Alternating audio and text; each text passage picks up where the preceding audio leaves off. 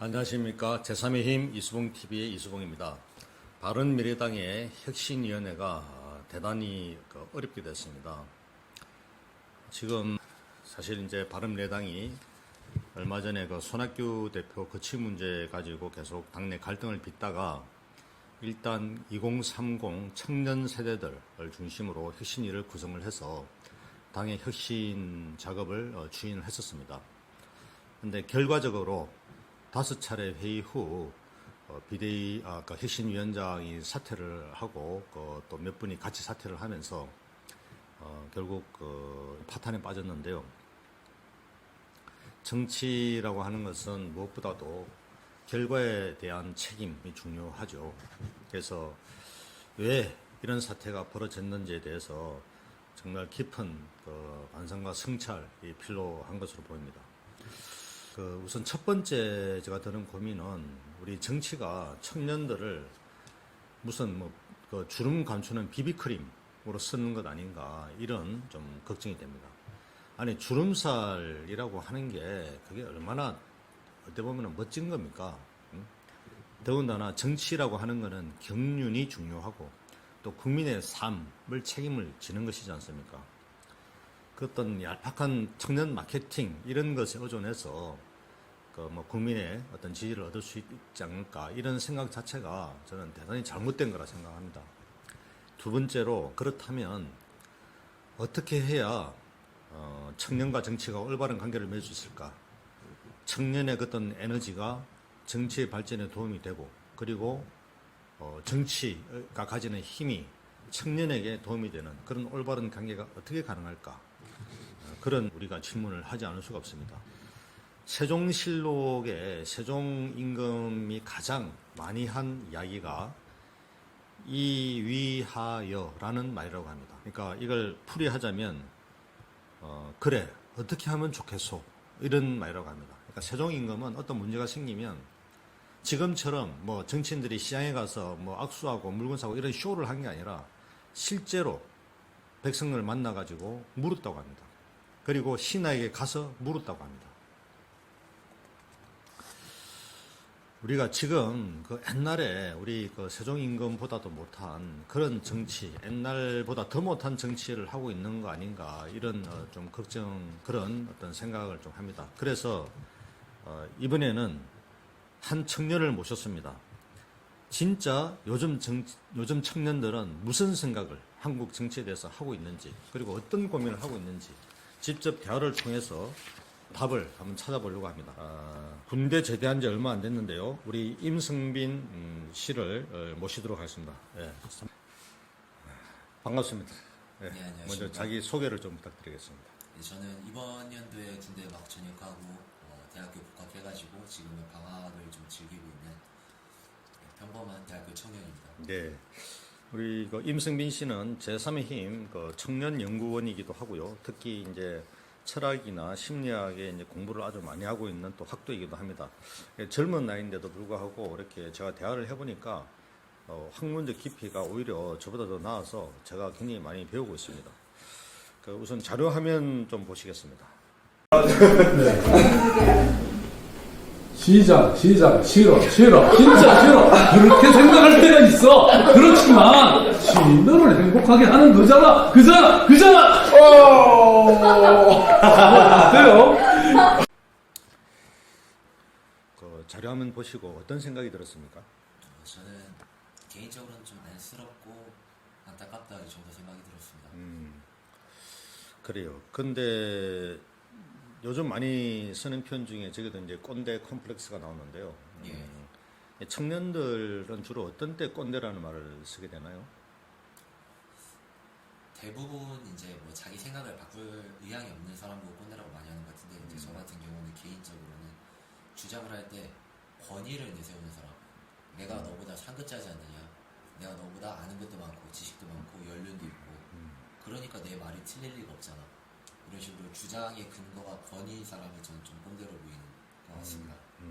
제가 이제 동영상 하기 전에 여러 가지 좀 대화 속에 제가 약간 놀라운 이야기를 들은 게 있어요. 예. 아프니까 청춘이다. 그 책을 그 불쏘시개로 던져버렸다 이런 이야기를 들었는데 그렇죠. 왜 그랬습니까? 그때 당시가 한 3년 전인가 꽤 됐었는데 그때 예. 당시에는 말로는 못했어요. 음. 근본적으로 뭔가 불편하고 거부감을 느꼈었는데 그걸 이제 말로 할 수 있을 정도로 개념화하는 데까지 좀 시간이 걸렸거든요. 비유를 하자면은 색깔 좋고 달콤한 독사과를 먹이는 기분이다. 야, 독사가? 예. 그 책이 독사가 같은 느낌. 예, 그 책뿐만이 아니에요. 요즘 이제 뭐 청춘이나 또는 힐링이나 이런 타이틀 걸고 하는 돈 받아 먹으면서 하는 강연들이 다 주제가 비슷해요. 네, 네. 고통은 네 탓이 아니다. 원래 사는 게 고통이다. 그러니까 너 스스로를 사랑해줘라. 너는 충분히 그런 가치가 있는 사람이다. 너는 올바르다. 이런 식으로 이제 위안을 해주는 거죠. 근데 거기서 빠진 게 뭐냐면은 위원장님께서도 무언가를 사랑해야겠다라고 작정을 하신 다음에 사랑하시는 건 아닐 거예요 아마. 그렇죠. 그런 건 아니죠. 예.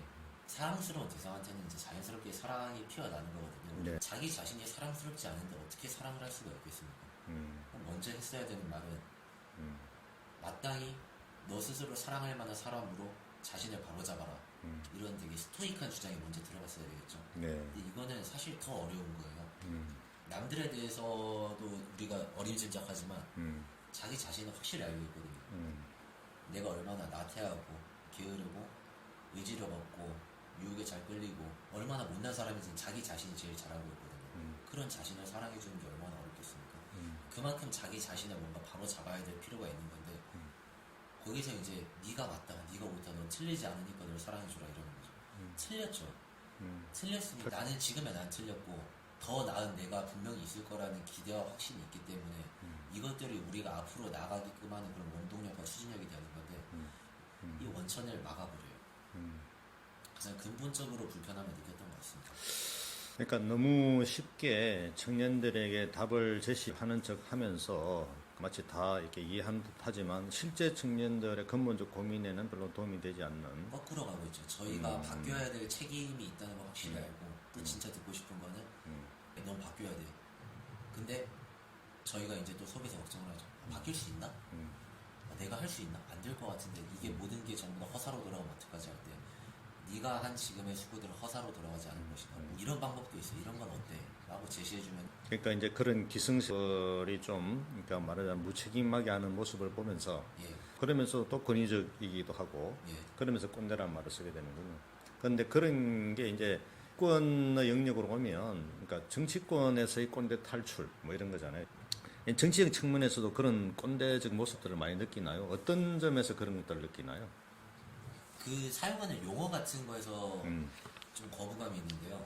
청년 세대라는 말 자체도 이상한데 88만 원 세대, 뭐 3포 세대, 5포 세대, 7포 세대 하면서 청년들이 이런 이유 때문에 피해자고 이런 이유로 우리가 근본적으로 해결해 줄 수 있다는 듯이 얘기를 하거든요. 네. 근데 이게 되게 처음부터 웃긴 게 저희는 걸어다니면서 저희가 청년이라고 생각하면서 걸어다니지는 않아요. 심지어 뭐 3포 세대, 5포 세대다 우리는 뭐 이럴 거라는 거는 완전히 웃긴 얘기죠. 저희의 개인은 지극히 개인적인 고민들입니다. 이제 내가 나로서 어떻게 성공할 것인가, 내 미래에 대해서 개인적인 고민을 할 뿐인데, 그래서 청년은 이렇다라는 거는 일종의 범주와 개념화를 시켜가지고 그냥 말하기 편하게, 생각하기 편하게 이용해 먹는 게 아닌가 이런 느낌이 들고요. 예, 아니, 그러니까 그 말씀 듣고 보니까 솔직히 이제 저도 그런 게 많이 있었던 것 같아요. 그러니까 뭐 88만 원 세대나, 그러니까 이제 마케팅 측면에서도 뭐 X세대, Z세대 뭐 이런 여러 가지 담론들이 있었고, 예, 또 정치 영역에서 보면은 뭐 3포 세대, 7포 세대까지 나왔죠, 지금. 이제 이런 이야기를 하면서 청년이라고 하는 것을 어떤 자기의 정치 기반으로 삼기 위한 하나의 담론화하는 경향. 아 예, 예, 그런 것으로 해서 자기 표로 만들고 쉽게 끌어들이지만 그렇다고 해서 청년들에게 실제 부딪히는 생활상의 문제, 뭐 일자리 문제나 뭐 또 취업 문제나 주거 문제나 뭐 학자 등록금 문제나 이런 여러 가지 생활에서 겪고 있는 불합리한 게 있는데 이런 것들을 해결하는 이야기는 하지 않고 담론으로만 가둬두고 표만 받으려고 하는 뭐 이런 것들을 좀 보면서 저도 좀 이렇게 정치 영역에서는 뭔가 많이 부족하다. 그래서 청년들에게 다가가는 모습들이 굉장히 그 진정성이 없다. 뭐 이런 생각을 많이 하긴 했어요. 그런 것 때문에 또 청년들에게는 정치적 냉소주의가 굉장히 많이 퍼져 있다 이런 생각이 좀 듭니다. 근데 이제 그런 문제하고 그다음에 또 하나 제가 요즘 굉장히 좀 보게 되는 거는 일종의 이제 그 정치적 올바름이라고 표현하죠. 예. PC주의 뭐 이런 것에 대한 논쟁 이런 것들도 많이 있는 것 같아요. 그런 거에 대해서는 좀 어떻게 생각을 하시나요? PC주의라고 해가지고 요즘 되게 좀 핫한 주제죠. 예. Political correctness, 뭐 우리말로 정치적 올바름, 정치적 수정주의, 뭐 정치적 정도 이런 식으로 번역이 되는 것 같은데 느끼는 바는 감정적으로 반발심이 굉장히 많죠. 예. PC주의에 대해서. 예, 이제 감정적인 그런 요소들만 이제 좀 먼저 나열을 하자면은 예. 그런 뭔가 불편함에 대한 개선 사항에 지도자를 자처하는 그런 사람들이 뜬금없이 갑자기 너희는 차별적인 단어를 사용함으로써 어떤 특정 힘없는 집단에게 피해를 줬으므로 반성하고 우리의 지시를 따라라 이런 거잖아요. 심지어 어떠한 사회적 합의도 이루어지지 않은 상태로 그렇게 말을 하니까 굉장히 교류적이고 비판적이죠. 아, 그게 실제로 그렇게 피부로 느끼나요? 그런 것들이? 그럼 막 현수막 걸려져 있고 아, 좀 웃긴 얘기긴 한데 이거 진짜 이제 실제 제가 처음 피부로 와닿는 얘기라서 게임에서 리그 오브 레전드라고 요즘 애들 많이 하는 게임이 있어요. 아, 저는 잘 모릅니다. 예, 어쨌든 그래서 예. 이제 그 한 캐릭터의 이제 배경이 스토리 배경이 이제 아내와 딸아이를 잃고 나서 이제 복수의 이제 뭐 복수귀가 된 예. 비정한 스토리를 가진 그런 게 있는데 어느 순간 얘가 갑자기 스토리가 바뀐 거예요. 얘는 사실 게이였다, 동성애자였다라고. 아내와 딸아이를 잃고 나서 슬픔에 빠진 남자가 어느 순간 갑자기 동성애자가 되는 거죠. 이런 거 보면서 진짜 제발 적당히 좀 하지. 아, 그러니까 이제 심하구나. 성소수자 운동의 어떤 그런 경향에 힘입어서 예. 캐릭터까지도 그렇게 변화해야 되는 그런 압박감을 느끼는 것을 보고 느끼는 불편함 이런 거를 예. 말씀하시는 거군요. 예. 그게 이제 감정적으로 1984 같은 소설에서나 뭐 기법한 사피오프 가설에 대해서 이제 설명 같은 데서 이제 추가적으로 제가 얘기를 드릴 거고요. 언어를 규제함으로써 내면 또한 이제 개선이 가능하다는 식의 그런 소설이 거의 이제 어처구니없죠, 되게. 예. 실제로 이제 호모라는 단어가 굉장히 모욕적으로 들린다고 남성 동성애자를 게이라고 바꾸자는 운동이 있었습니다. 게이는 이제 활달하다, 명랑하다 이런 뜻이니까요. 근데 지금은 게이라는 말이 훨씬 더 모욕적으로 쓰이죠. 남자가 좀 떳떳하지 못하고 부끄러움만 있다가 너 왜 이렇게 게이가 지금이야? 이렇게 얘기를 하니까요. 그리고 이제 나아가서는 표현의 자유 억압이 일어나서 언제부터 지금 뭐 특정 집단이 써도 되는 단어, 안 되는 단어를 규제하기 시작했습니까? 이제 자신의 도덕적 우월성에 도취해가지고 우리를 무지몽매하고 비도덕적인 사람으로 몰아붙이는데 화가 안 날래 안 날 수가 없는 거죠. 이제 저는 약간 좀 이렇게 오래된 세대라, 그러니까 대학이나 이제 청년 내 그런 PC주의가 저한테는 굉장히 좀 사실 생소한 주제이긴 합니다. 근데 그러니까 청년들이 가지는 어떤 먹고 사는 문제에 대한 구체적인 이런 문제를 또 말고도 예. 어떤 문화적인 측면에서의 겪는 어떤 억압적 요소 그런 것들에 대해서 이제 이야기를 해주셨는데요. 그래서 지금 보면 사실 이 트럼프의 당선도 그런 PC주의에 갖는 거부감을 말하자면 머릿속에만 맴돌지만 표현이 잘 안 되는 이런 것들을 트럼프가 터뜨려주면서 대통령이 될 수 있었다는 분석도 있고. 이제 한국에서 봤을 때 그런 그러니까 PC주의, 그러니까 정치적 올바름에 대응하는 반 PC주의라고 하는 것이 한국에서는 좀 어떤 식으로 되고 있다고 봐져요? 지금은 조금 위험한 느낌이에요. 제가 보기에는 너무 이렇게 억울한 분노의 감정으로 반발하는 게 네. 위험하다고 보는 쪽이거든요. 예. 왜냐면 그거는 마치 이제 괴물을 잡겠다고 이제 미궁 속으로 들어가는데 실타래를 놓고 온 거예요. 실타래를 놓고 미궁 안에 갇혀가지고 헤매다가 또 다른 괴물이 되어버리는 거죠. 그런 거는 이제 다를 바가 없다고 생각하고 그렇게 돼가지고 또 어쩌겠습니까? 예. 이제 PC에서 나는 느끼는 감정적 거부감 그대로 너네들이 쓰지 말라는 모든 말 다 쓰겠다 이런 식으로 나오면 되게 위험하다는 거죠. 그래서 되돌아올 지점을 그 선을 명확히 정해야 될 필요가 있거든요. 좌파 우파에서도 마찬가지예요. 이제 우파 같은 경우는 극단적인 뭐 내셔널리즘 이런 거를 주장하기 시작하면은 너희는 너무 많이 갔어. 여기서부터는 나는 네 편을 들어주지 않을 거야 라고 분명히 말해야 되고, 이제 좌파 같은 경우는 뭐 이제 결과의 평등이라든지 이런 걸 말하면은 있다고 선을 그어야겠죠. 음. 그럼 이제 반 PC에서 그런 선을 이제 분명히 알려면은 내가 그것이 싫은 이유가 아니라 그것 자체가 올바르지 않은 이유를 명확히 지적을 할 수 있어야 되거든요. 예. 조금 더 요구를 하자면은 그것이 미치는 결과가 나쁘다라고 얘기해가지고는 결과에 대해서 내가 생각을 못했지만 내 의도 자체는 분명히 선하지 않았냐라고 주장할 수 있고 또 자신의 그 도덕적 그 도취에서 빠져나오지 못하게 되거든요. 그들이 맹신하는 도덕적 기반조차 잘못됐다고 짚을 수 있어야 됩니다. 근데 이게 지금 좀 부재한 상황인 것 같아요.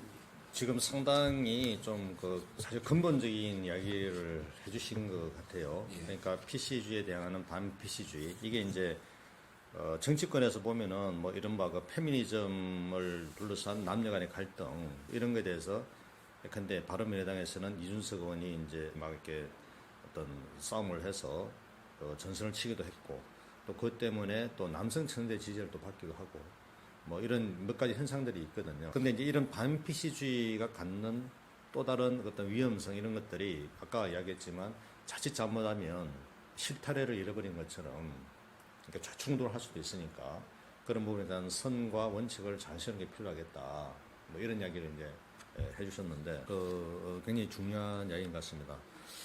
결국 그 한국 정치에서 양극단을 좀 넘어서는 그런 어떤 정치를 추구하는 입장에서 볼 때는 이게 잘못하면 반PC주의가 어떤 그 우파의 이 극단주의에 기대서 아주 편하게 또 정치를 해버리는 이런 문제도 될 수 있기 때문에 그런 것에서 균형을 잘 잡는 게 좋을 것 같은데 이게 쉬운 문제는 아닌 것 같아요. 그 지금 방금 한 이야기 관련해서 예. 뭔가 좀 심적인 지점들 강조해야 될 지점이 있다면은 한 가지 좀 더 부연 설명을 좀 제가 개인적으로 끌리는 거는 저는 그들의 위선에 자꾸 눈이 가거든요. 이제 동정하는 것, 불쌍하게 여기는 것 이런 거는 이제 소위 도덕적으로 여겨지기 때문에 이렇게 동정심 많은 나는 굉장히 도덕적으로 훌륭해.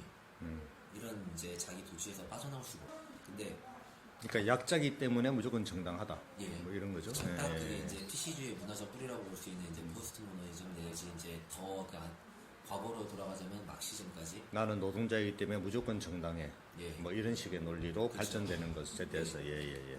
그 세계관 자체에 이제 도덕적인 한계가 있다는 거죠. 그래서 결국에 그들이 보기에 이제 말씀하신 대로 세상은 권력에 의거해가지고 억압하는 사람과 억압받는 사람 둘로만 나눠지고 이 둘 간의 갈등이 세계에서 일어나는 일들의 전부죠. 그러다 보니까 고통이라는 것도 억압 집단이 있기 때문에 생기는 거예요.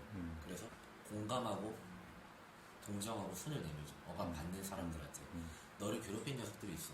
저 녀석들이 문제야. 변해야 한다면 당연히 나쁜 녀석들을 변해야지. 이런 식으로 이제 손을 들어주죠. 되게 바뀌어야 될 건 네가 아니야. 여기서 한술 더 뜨면은 나를 지지하고 나한테 힘을 줘라.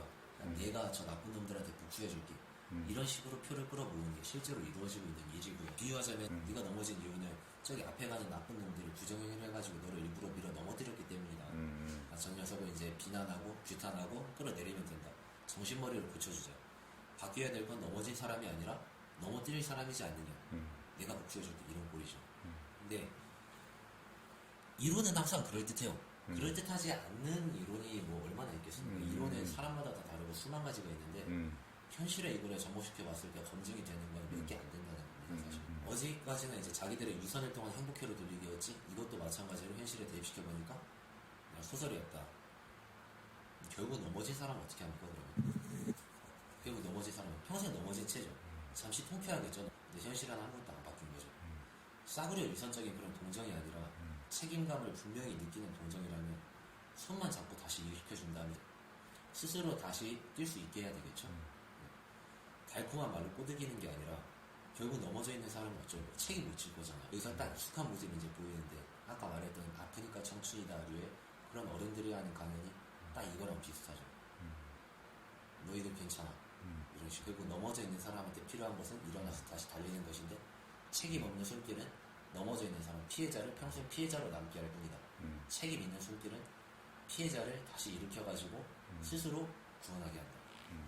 여기서 이제 하나 더 말씀드리고 싶은 게 아까 말씀드렸다시피 이 세상의 고통이라는 거는 결국에 억압자가 피억압자를 갈취하기 때문에 생기는 거라고 했죠. 고통은 억압자 때문에 오는 거예요. 억압자가 없으면 이들의 사상은 설명이 안 되는데 그럼 대체 억압자를 누구로 규정할 겁니까? 딱히 규정할 만한 사람이 없어. 그러다 보니까 넘어져 있는 사람, 이들에 대해 가지고 공감을 하고 동정하는 도덕적으로 아주 훌륭한 나, 나머지는 다 억압자. 이게 퍼져나가면은 되겠죠.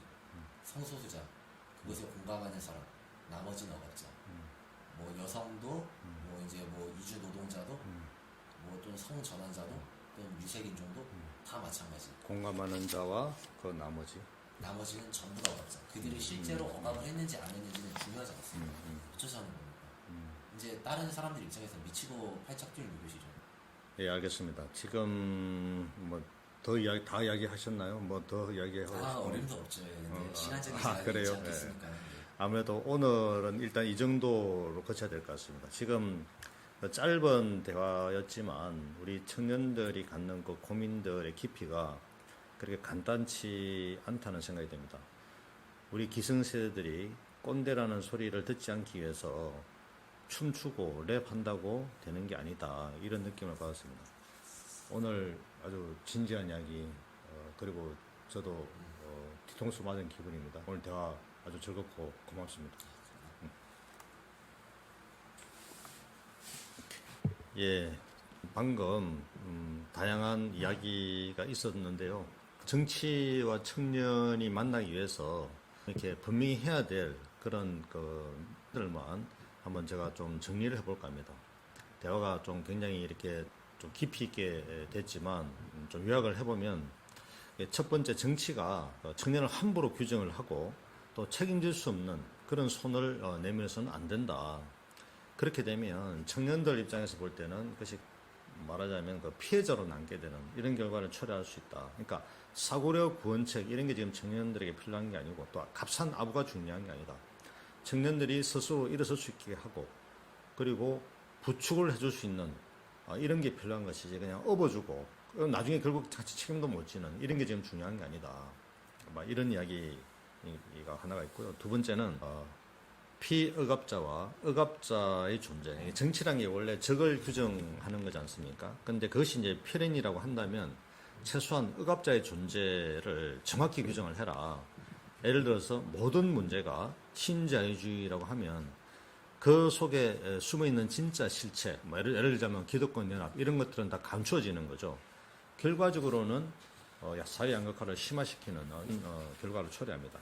그래서 동기는 순수했지만 결과는 사악한 아주 전형적인 이런 그 문제가 발생을 하고 그것이 어떻게 보면은 좌파 기득권 세력들이 꼰대라고 불리는 그런 이유가 되기도 할 것 같습니다. 우리 청년들 그리고 우리 국민들은 그 두 가지에 의해서 억눌려 있다 이런 생각이 듭니다. 많은 국민들이 지금 뭔가 답답하실 거예요. 근데 그 답답함의 정체가 뭐냐? 제가 그 실체를 분명히 말씀드리면 첫 번째는 계급적 실체로서 말하자면 신흥 기득권 세력입니다. 그러니까 이제 제 방송을 보신 분은 알겠지만 제1의 힘, 재벌과 관료들의 어떤 연합 기득권 체제 그리고 제2의 힘 여기에 말하자면 신흥 기족인 뭐 강남 좌파라든지 또는 어떤 기족 엘리트들 이런 세력 연합에 의해서 이 계급적 실체에 의해서 1의 힘과 2의 힘에서 꽉 어떻게 보면 이제 질식되고 있는데 이것이 국민들을 억누르는 힘이라고 한다면 정신적 세계에서도 마찬가지로 억눌림을 당하고 있다고 봅니다. 그게 말하자면 소위 말하는 좌파 우파라고 하는 어떤 관념적 지배이죠. 그러니까 그것이 지금 현재 나타나는 것은 일종의 그 정치적 올바름, PC주의라고 하는 이런 것들, 그게 이제 그걸 political co-art라고 표현하기도 하더라고요. 정치적 사기. 그러니까, 에 의해서도, 말하자면, 정신적 압박을 받고 있다는 거예요. 이것의 근원을 보면, 일종의 막서주의, 해체가 되면서, 파편화된 형태로 조직에 스며들어서 조직 방어 논리로 강화된 그런 이념이라고 할 수 있겠습니다. 뭐 말하자면 페미니즘이라든지 또는 성소수자 운동이라든지 이런 것들이 이게 원래는 좋은 거죠. 이제 약자들의 자기의 권익을 지키기 위한 것이니까. 근데 이것이 어떻게 보면은 조직화되고 권력화되면서 생겨나는 어떤 부작용 이런 것들이 또 강화가 되고 그것이 오히려 사회 발전의 질곡으로 작용하고 있음에도 불구하고 기존의 정치권들은 이런 힘을 어떤 올바른 방향으로 어떤 끌어올리기보다는 그런 힘에 영합을 해서 정치적인 이해 것에만 노리는 이런 것들이 이제 좀 문제가 되고 있다. 이것이 또 청년들에게도 대단히 이제 민감하게 어떤 이슈가 되고 있는 측면도 있다. 심지어 미국의 트럼프가 당선된 것은 그런 피시주의에 대한 거부감이 어떤 당선시켰다 이렇게 말할 정도니까요. 이 문제 역시 청년들과 정치가 약간 결합할 때 청년들의 어떤 점에 우리가 접근해야 되느냐에 있어서 중요한 문제일 것 같습니다. 어쨌든 오늘의 이야기가 지금 그 제3의 정치 그리고 바른미래당에 던지는 질문은 대단히 중요하다고 생각합니다. 바른미래당의 문제는 지도부의 문제가 아니라 바로 당이 무엇을 위해 싸우는 것인가 하는 것이 대단히 중요한 문제였습니다. 말하자면 그 피시주의에 대항해서 싸우는 반피시주의가 그 동굴 속에 들어가서 실타래를 잃어버린 것 같이 목표를 잃어버리고 좌충우돌해버리는 그렇게 된 거죠. 그러니까 목표가 불분명해진 거죠. 그러니까 양당 기득권 체제를 극복하고자 하는 어떤 그런 어떤 목표는 있었지만 그 속에서 구체적 타겟을 잡지 못했기 때문에 당이 이제 혼란에 빠져버렸습니다. 만일 그렇다면 혁신위가 해야 될 첫 번째 일은 그 목표가 무엇이냐 하는 것이었죠. 그것을 찾아내고 그것을 가지고 재평가하는 것이었다고 봅니다. 그런데 그러니까 지도부 교체의 문제가 첫 번째 어제로 이렇게 제기가 됐던 거죠. 그래서 이게 그 우리 또 젊은 2030 혁신위원들의 그 실패라고 하는 것은 어쩌면 우리 당의 문제를 너무 쉽게 분석하고 접근한 것 때문에 혁신위가 자초한 게 아닌가 생각이 됩니다. 이것은 어떻게 보면은 너무 쉽게 우리가 당을 구원해 줄 것이다, 지도자가. 그래서 그 구원자 등에 이제 엎혀서 쉬운 길을 가려고 했던 그런 당원들의 그 비주체적인 태도, 이런 것들이 더 큰 원인이었을 수도 있겠다, 이런 생각이 듭니다. 바른미래당은 안철수의 당도, 유승민의 당도, 손학규의 당도 아니죠. 이 좌우 정파에 정말 신물난 그런 국민들의 용기, 의지에 의해서 만들어진 당이지 않습니까? 어떤 개인이 당을 이끌는 게 아니고 시대적 가치가 이끄는 당이 되었던 거죠.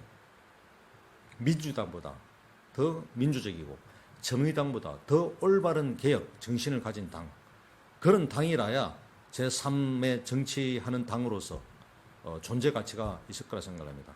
그런 가치를 만들어낼 수 있다면 다음 총선에 승리할 수 있고, 그리고 우리 한국의 위기를, 이 한국을 이 위기에서 극복해낼 수 있다, 이런 생각이 듭니다.